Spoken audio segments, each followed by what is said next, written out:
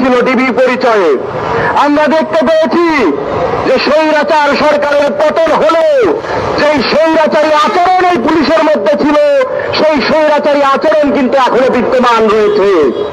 আমরা দেখতাম আগে রাজনৈতিক কারণে বিভিন্ন সময় আন্দোলনকারীদেরকে এই সাদা পোশাকে তুলে নিয়ে যাওয়া হতো। এই ধরনের সাদা পোশাকে তুলে নিয়ে যাওয়ার যে নাটকীয়তা এবং বর্বরতা, সেই বর্বরতা জুলাই গণঅভ্যুত্থানের মধ্য দিয়ে বাংলাদেশের ছাত্র জনতা লাল কাঠ প্রদর্শন। কিন্তু আফসোসের বিষয়, আজ আমার ভাই মেহেদী হাসানকে সাদা পোশাকে তুলে নিয়ে যাওয়া হচ্ছে। আমরা দেখতে পেয়েছি জুলাই গণঅভ্যুত্থান চলে গেল, অভ্যুত্থানের ছাত্র জনতাকে এই বাংলাদেশের একদল কলম সন্ত্রাস, যারা এই ফ্যাসিবাদকে বৈধতা দিয়েছিল, তারা আমাদেরকে সন্ত্রাসী আখ্যায়িত করার অপচেষ্টা চালিয়েছিল। আমরা দেখতে পেয়েছি এই কলম সন্ত্রাসীদের, এই তথাকথিত ফ্যাসিবাদের পেলার বুদ্ধিজীবীদের কোন বিচার বাংলাদেশে এখন পর্যন্ত হয় নাই। এদের বিচার না করে গেলে এরা আজকে মেহেদীকে, কালকে আমাকে, আপনাকে, আমাদের সবাইকে তারা হত্যা করে তুলবে। আমরা সুস্পষ্ট ভাষায় বলে দিতে চাই, এবং এই কলমের ফ্যাসিবাদে যারা এমবেলার বাংলাদেশে রয়েছে, প্রত্যেককে এই জুলাই গণহত্যার বিচারের আওতাধীন নিয়ে আসতে হবে। আমরা স্পষ্ট ভাষায় বলতে চাই, আজকে যে আমাদের সদস্য সচিব, হবিগঞ্জ জেলার সদস্য সচিবকে গ্রেপ্তার করে এটাকে এক ধরনের প্রশাসনের মধ্যে, পুলিশের মধ্যে থেকে একদল গোষ্ঠী এখনো রয়ে গেছে, যাদের বিচার এই ইন্টারিম গভর্নমেন্ট করতে পারে নাই। তারা নির্বাচনকে বানচাল করার অসৎ উদ্দেশ্যে নেমেছে। তারা দেশকে অস্থিতিশীল করতে আমাদের জুলাই বিপ্লবী মেহেদীকে তারা গ্রেফতার করেছে। আমরা এর তীব্র নিন্দা এবং প্রতিবাদ জানাই। আমরা দেখতে পেয়েছি সন্ধ্যার পর থেকে প্রশাসন বিভিন্ন সময় বিভিন্নভাবে তাল বাহানা করে ঘন্টার পর ঘন্টা তারা আমাদের নষ্ট করেছে। আমরা স্বরাষ্ট্র উপদেষ্টাকে স্পষ্ট বলে দিয়েছিলাম, যদি মেহেদীকে মুক্তি না দেওয়া হয় তাহলে আমরা শাহবাগ অবরোধ করব। শাহবাগ অবরোধের পরে আমরা স্বরাষ্ট্র উপদেষ্টা আমাদেরকে আশ্বাস দিয়েছে তারা নাকি মেহেদীকে ছেড়ে দেবে, মেহেদীর মুক্তি দেবে। যদি মেহেদীর মুক্তি না দেওয়া হয় আর যদি তাল বাহানা করা হয় তাহলে আমরা সারা দেশের বিপ্লবী জনতা আমরা কিন্তু চুপ থাকবো না। আমরা এর উপযুক্ত জবাব দিতে সর্বদা প্রস্তুত রয়েছি। সর্বদা আমরা বলে দেবার চাই, এই জুলাই গণঅভ্যুত্থানের যারা অংশগ্রহণ করেছে তাদের নিরাপত্তা এই গভর্নমেন্ট দিতে পারে নাই। আমরা দেখতে পেয়েছি হাদির হত্যাকারীদেরকে এই ইন্টারিম গভর্নমেন্ট সরকার হাদির হত্যাকারীদেরকে ধরতে পারে না, কিন্তু দেখা যায় যে আমার এই জুলাই বিপ্লবীদেরকে তারা অ্যারেস্ট করতে পারে। এই ব্যর্থতা কিন্তু এই সরকারের হয়েছে। সর্বোপরি আমরা বলে দিতে চাই, আমাদের পুরো বাংলাদেশের জুলাই জনতার সার্বিক নিরাপত্তা নিশ্চিত করতে হবে। এই বলে আমি আমার বক্তব্য শেষ করছি। ইনকিলাব জিন্দাবাদ। সোনালী সরদার আলমগীরা এই পর্যায়ে আমাদের সামনে বক্তব্য নিয়ে আসবেন বৈষম্য বিরোধী ছাত্র আন্দোলনের সাবেক কেন্দ্রীয় সমন্বয়ক, যিনি জুলাই গণঅভ্যুত্থানের ক্রান্তিকাল সময়ে গণঅভ্যুত্থানের নেতৃত্ব দিয়েছিলেন, এনসিপির যুগ্ম সদস্য সচিব মাহিন সরকার। বক্তব্য নিয়ে আসছেন মাহিন সরকার। উপস্থিত ছাত্র জনতাকে ধন্যবাদ দিয়ে আমি আমার বক্তব্য শুরু করতে চাই। আজকে আপনারা জানেন আমাদের হবিগঞ্জের যে সহযোদ্ধা, তাকে যে আজকে গ্রেপ্তার করা হয়েছে মেহেদী হাসান, তাকে গ্রেপ্তার করার সুনির্দিষ্ট কোন কারণ কিন্তু পুলিশ দেখাতে পারে নাই।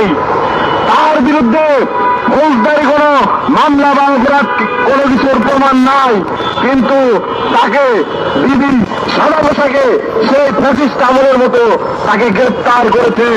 আমরা এর তীব্র প্রতিবাদ এবং নিন্দা জানাচ্ছি। এবং কঠোর ভাষায় হুঁশিয়ার করে দিচ্ছি এই ইন্টারিমকে, যারা গঠিত হয়েছে ছাত্র জনতার গণঅভ্যুত্থানের মাধ্যমে। এবং যেই হবিগঞ্জ জেলায় 9 জনকে গান পয়েন্টে নিয়ে এই এসআই সন্তোষ হত্যা করেছে, সেই এসআই সন্তোষ গণঅভ্যুত্থানের মাধ্যমে ছাত্র জনতার পরে সঠিক শাস্তি পেয়েছে বলে আমরা বিপ্লবীরা মনে করি। শুধু তাই নয়, আমরা এই ইন্টারিমের প্রতি প্রশ্ন রাখতে চাই। আমি মাহিন সরকার, আমার জুলাইয়ে 3টি মামলা হয়েছে, এটি আমি জানি। এর সামনে ভবিষ্যৎ কি আমরা তো জানি। গত বছরের মোহাম্মদ ইউনূস সংসদ ভবন এলাকায় তিনি জুলাই ঘোষণাপত্র পাঠ করেছেন, সেখানে আমাদের দায় মুক্তির কথা আছে, আমাদের দায় মুক্তির কথা আছে। বাংলাদেশের সকল পলিটিক্যাল পার্টির নেতারা খুশি মনে গিয়ে সেখানে জুলাই সনদে স্বাক্ষর করেছে। আমাদের যদি দায় মুক্তির কথা থেকে থাকে, তাহলে আমাদের মেহেদী হাসান কি দোষ করেছে, কোন অপরাধে তাকে গ্রেপ্তার করা হয়েছে, দ্রুততম সময়ের মধ্যে তাকে মুক্তি দিতে হবে যদি তার কোন অপরাধ না থাকে। আমরা জানি আন্দোলনের এই নেতা কোন ফৌজদারি অপরাধে মেহেদী এই পরিণতি বরণ করে, কালকে আপনারা, তাই ইন্টারিমকে আরো একবার হুঁশিয়ার করে দিতে চাই। বৈষম্য বিরোধী ছাত্র আন্দোলনের একজন সাবেক সমন্বয়ক হিসাবে বলতে চাই, যদি মেহেদীকে কোন কারণ ছাড়া গ্রেপ্তার করে রাখা হয়, তাহলে বৈষম্য বিরোধী ছাত্র আন্দোলন এবং অন্যান্য সকল সহযোদ্ধা পার্টি যারা আছে সবাইকে নিয়ে কঠোর আন্দোলন গড়ে তোলা হবে। আমরা চাই অন্তর্বর্তীকালীন সরকার তার দায়িত্ব যথাযথভাবে পালন করুক। তার দায়িত্ব কেবল নির্বাচনে সীমাবদ্ধ নয়। অন্তর্বর্তীকালীন সরকারের কোন প্রকারের কোন বৈধতা নেই। ধন্যবাদ সকলকে।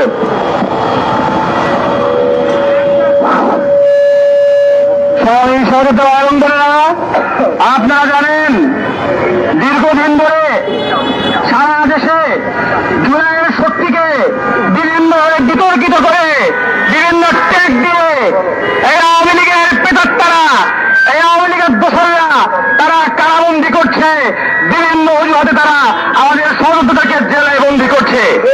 বৈষম্য বিরোধী ছাত্র আন্দোলন স্পষ্ট হয়ে বলতে চাই, জুলাই একটি বিপ্লব, বিপ্লবীরা বিপ্লবের ভাষায় কথা বলবে, এখানে কোন সুশীলতা চলবে না।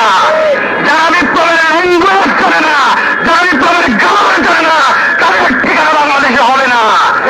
বৈষম্য বিরোধী ছাত্র আন্দোলন বিপ্লবের ভাষায় কথা বলবে এবং বাংলাদেশ এই বিপ্লবকে মেনেই তার আগামী দিনের কর্মকাণ্ড পরিচালিত করবে।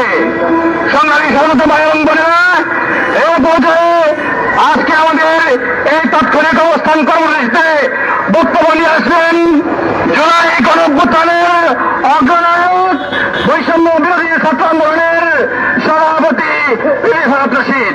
এ পর্যায়ে আমাদের সামনে আমাদের আগামী দিনের কর্মসূচি এবং সামগ্রিক বিষয় নিয়ে বক্তব্য নিয়ে আসবেন বৈষম্য বিরোধী ছাত্র আন্দোলনের সভাপতি রেফাত রশিদ।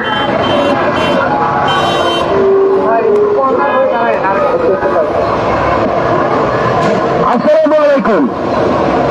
আমি রেফাত রশিদ, বৈষম্য বিরোধী ছাত্র আন্দোলনের বর্তমান সভাপতি এবং সাবেক সমন্বয়ক। শুরু করতে চাই অন্য জায়গা থেকে। জুলাইয়ের যে এই দাবানল, যে গণপ্রতিরোধ, সেই গণপ্রতিরোধের এই গণপ্রতিরোধের প্রথম শুরুটা হয়েছিল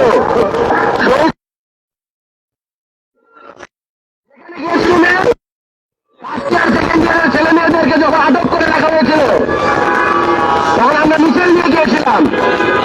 আমি রেফাত রশিদ তালা ভাঙি এবং ছাত্রলীগেরদেরকে এখানে যারা যারা উপস্থিত ছিল প্রত্যেককে মেরে মেরে এক একটাকে শুয়ে দেই। আমার সিলসিলায় তৈরি হয়েছে, জুলাই আগস্টের মামলা হয়েছে, তার দ্বিতীয় আসামি আমি ছিলাম। মাহাদিকে অ্যারেস্ট করেছেন, আমাকে কি অ্যারেস্ট করবেন না? আমি তো অ্যারেস্ট হওয়ার জন্য এখানে দাঁড়িয়েছি। মাহাদিকে অ্যারেস্ট করার আগে তো আমাকে অ্যারেস্ট করতে হবে। এক দফার ঘোষণাকারী নাহিদ ইসলামকে অ্যারেস্ট করতে হবে। আপনারা যে তারেক রহমান দেশে আসছে, বিএনপি দাবি করছে তারেক নেতা কর্মীদেরকে মাঠে যাওয়ার ঘোষণা দিয়েছে, ডক্টর শফিকুর রহমানকে গ্রেফতার করতে হবে, আসিফ মাহমুদকে গ্রেফতার করতে হবে। এদের গ্রেফতার না করে কেন মাহাদিদের দিকে চোখ? আপনারা এই বটম আপ অ্যাপ্রোচ আস্তে আস্তে তৃণমূলকে খালি করে দিয়ে তারপরে একটা একটা করে ধরতে ধরতে শেষ কোপটা, শেষ গলায় পাড়াটা কিন্তু ডক্টর মোহাম্মদ ইউনূসের ঘাড়ে পড়বে। ইউনূস এইটা আপনি ভুলা যাবেন না। সম্মানিত আপনারা দেখতে পেয়েছেন এই যে হাসিনা লীগের পুলিশ, এই পুলিশ লীগের নিরাপত্তা না দিতে পারার কারণে এখন পর্যন্ত হাদি ভাইয়ের আসামিদেরকে যারা তাকে হত্যা করেছে সে আসামিদের গ্রেফতার তো করা হয়নি। নানাবিধ করছি যে সন্ধ্যা এখন বিশ্বাসে পরিণত হয়েছে, সেটি হল সরকার এবং বিভিন্ন প্রশাসনের রন্ধে থাকা ক্ষমতাধর ব্যক্তিরাই হত্যাকাণ্ডের সাথে জড়িত। হত্যাকাণ্ডের বিচার আসামিদের গ্রেফতার এতদিন পর্যন্ত ঝুলে থাকতে পারে না। আপনারা দেখেছেন মাহাদিকে কিভাবে গ্রেফতার করে,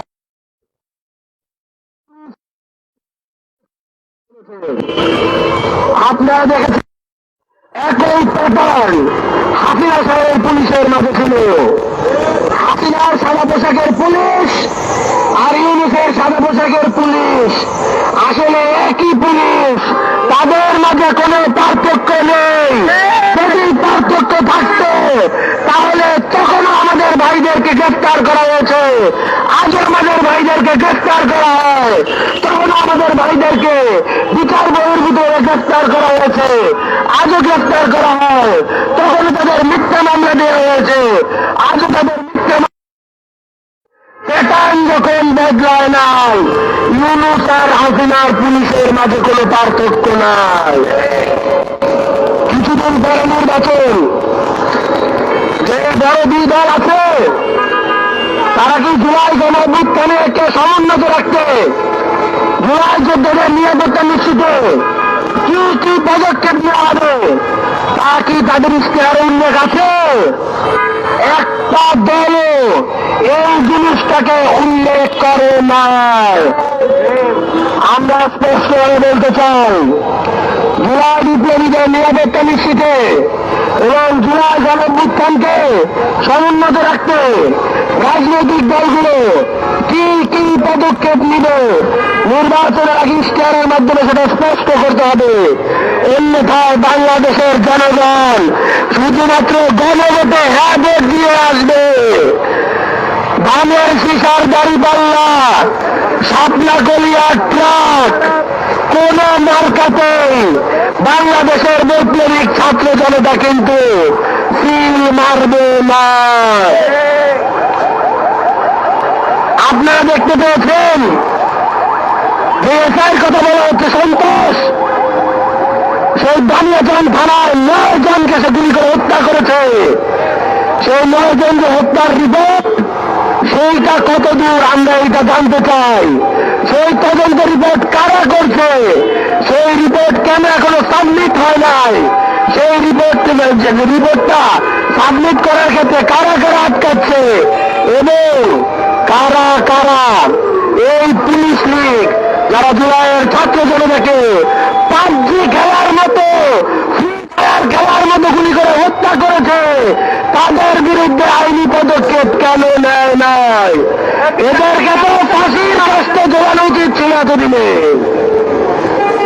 আমরা এর জবাব ইউনূস, ইন্টারিম স্বরাষ্ট্র উপদেষ্টা এবং আইজিপির কাছে চাচ্ছি। সেই সাথে পুলিশ প্রশাসন এবং ছাত্র জনতাকে দাঁড় করিয়ে গ্যাঞ্জাম ও কারা সৃষ্টির মাধ্যমে নির্বাচন বন্ধুলের পায়তারা করছে আজকের একটি চক্র।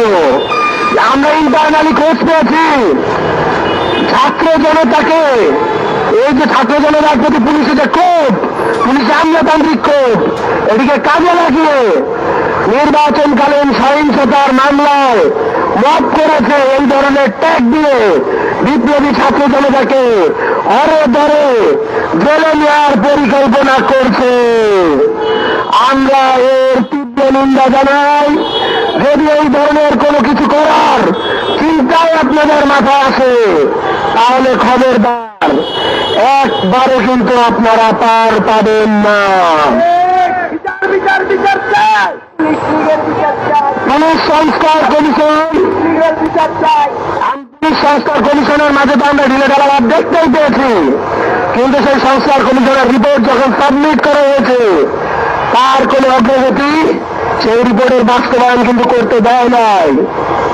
বিভিন্ন ধরনের সো কল ডিপ স্টেট, বিভিন্ন অন্যান্য দেশের গোয়েন্দা সংস্থার প্রেসক্রিপশন এবং বাংলাদেশের ক্ষমতার মহলের ক্ষমতা চক্রের ভিতরে যারা রয়েছে এবং সেই সাথে পুলিশ আমলাতন্ত্র এই সংস্কার কমিশনের বাস্তবায়ন হতে দেয় নাই। আমরা বলতে চাই অবিলম্বে এই যে সংস্কার কমিশনের যে রিপোর্ট, পুলিশ সংস্কার কমিশন, এই রিপোর্টকে বাস্তবায়ন করতে হবে। এবং সেই সাথে আমরা বলতে চাই জুলাই আগস্টের বৈপ্লবিকদের ছাত্র জনতার উপর গুলি চালিয়ে যারা হত্যা করেছে সেই সকল এসি এবং তাদের কমান্ডিং এসপিকে বিচারের আওতায় আনতে হবে। এই পর্যায়ে আমরা আমাদের যে আন্দোলন, আমাদের যে কর্মসূচির তার যে দুটি দফা, সেই দুটি দফা পেশ করতে যাচ্ছি।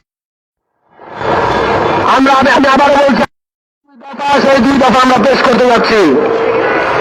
আমাদের প্রথম দফা হল মাহাদির নিঃশর্ত মুক্তি ও হবিগঞ্জ সদর থানার ওসির প্রত্যাহার, এবং আমাদের দ্বিতীয় দফা জুলাই গণঅভ্যুত্থানে অংশগ্রহণকারী ছাত্র শ্রমিক জনতাকে 1 জুলাই থেকে 8 আগস্ট পর্যন্ত সকল কার্যক্রম থেকে দায় মুক্তি দিয়ে 24 ঘন্টার মধ্যে রাষ্ট্রপতি কর্তৃক অধ্যাদেশ জারি করতে হবে। আমি আবারও বলছি, প্রথম দফা মাহাদির মুক্তি ও হবিগঞ্জ সদর থানার ওসির প্রত্যাহার, এবং 2 নম্বর দফা জুলাই অভ্যুত্থানে অংশগ্রহণকারী ছাত্র শ্রমিক জনতাকে 1 জুলাই থেকে 8 আগস্ট পর্যন্ত সকল কার্যক্রম থেকে দায় মুক্তি দিয়ে 24 ঘন্টার মধ্যে রাষ্ট্রপতি কর্তৃক অধ্যাদেশ জারি করতে হবে। আপনারা দেখেছিলেন স্বরাষ্ট্র মন্ত্রণালয় একটি গ্যাজেট বিজ্ঞপ্তির মাধ্যমে গত বছর যে ইন্ডেমনিটি দিয়েছে সেটা খুব একটা আইনগতভাবে শক্তিশালী নয়। কেবল অধ্যাদেশ হলেই সেটি আইনগতভাবে শক্তিশালী হবে। সুতরাং জুলাই সনদের যে ইন্ডেমনিটি এবং জুলাই সনদে আপনারা দেখতে পেয়েছেন ইন্ডেমনিটির ব্যাপারটি কিন্তু যুক্ত আছে। তাই এই অধ্যাদেশ জারি করতে কোন প্রকার আইনগত বাধা নেই, কেবলমাত্র প্রয়োজন সরকারের সদিচ্ছা। 28 ফেব্রুয়ারি, এবং আমরা একটি উদাহরণ টানতে চাই, বাংলাদেশের মুক্তিযুদ্ধ পরবর্তী সময়ে এরকম একটি ইন্ডেমনিটি দেওয়া হয়েছিল, সেই উদাহরণটি আমরা টানছি। 28 ফেব্রুয়ারি 1973 সালে এমন একটি অর্ডার জারি করা হয়েছিল। 1 মার্চ 1971 থেকে 16 ডিসেম্বর 1971 পর্যন্ত স্বাধীনতা সংগ্রাম সংশ্লিষ্ট সকল কাজের, এবং 28 ফেব্রুয়ারি 1972 পর্যন্ত আইন শৃঙ্খলা পুনরুদ্ধার সংক্রান্ত সকল কাজের কিন্তু ইন্ডেমনিটি দেওয়া হয়েছিল।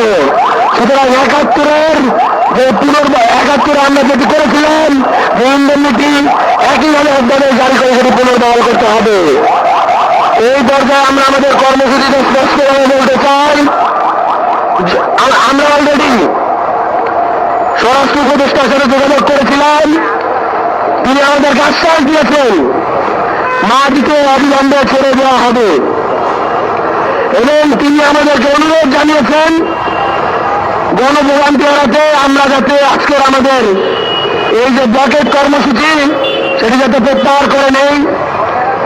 আমরা তার কথায় প্রাথমিকভাবে, আমি আবার কোট আনকোট করে বলছি, প্রাথমিকভাবে বিশ্বাস করে আমরা আমাদের যে ব্লকেট কর্মসূচি সেটি প্রত্যাহার করছি। কিন্তু আজকের রাতের মাঝেই যদি মায়াবীকে সসম্মানে মুক্তি না দেওয়া হয়, আগামীকালকে সারা বাংলাদেশে বৈষম্য বিরোধী ছাত্র আন্দোলনের পক্ষ থেকে বিপ্লবের দাবানল ছড়িয়ে দিয়ে গোটা বাংলাদেশকে অচল করে দেওয়া হবে। ইনকিলাব জিন্দাবাদ, জুলাই গণ অভ্যুত্থান জিন্দাবাদ।